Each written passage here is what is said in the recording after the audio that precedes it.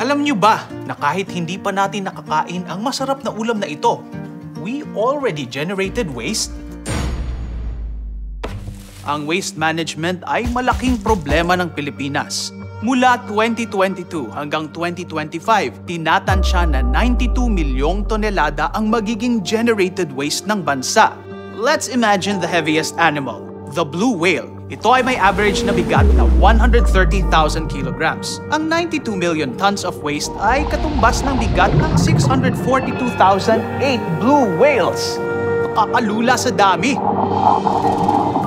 Pinakamarami ang naitatapon lang at kaunti lang dito ang naire-recycle.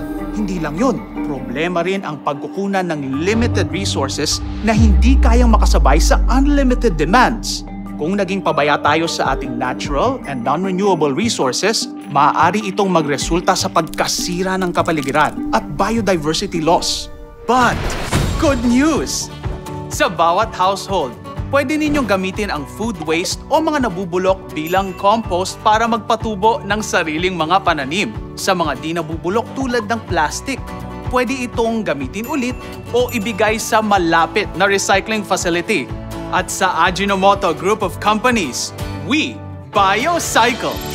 This BioCycle process promotes a sustainable ecosystem for stable supply of food, supported by a rich and abundant environment. Ang Ajinomoto Umami Seasoning ay gawa sa natural na pananim tulad ng sugarcane o tubo. Mula sa tubo, ito ay gagawing molasses. Dadaan ito sa proseso ng fermentation at magiging Ajinomoto. Pero hindi dito natatapos ang proseso. Ang mga residue na naiwan ay ginagamit ulit because they are packed with nutrients. Ginagawa itong fertilizer to grow more sugarcanes. Bukod dito, nabawasan pa ang carbon dioxide emissions. This is BioCycle. Good yun! With BioCycle, everyone can continue to eat well and live well. Ajinomoto.